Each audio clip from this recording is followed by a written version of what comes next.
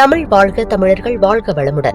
ரியாத்தில் நடைபெறவுள்ள புகழ்பெற்ற ஃபோகுஸ்டி ஓர் மற்றும் பேஸ்ட்ரி உலகக்கோப்பைக்கான பதிவு துவங்கியுள்ளது.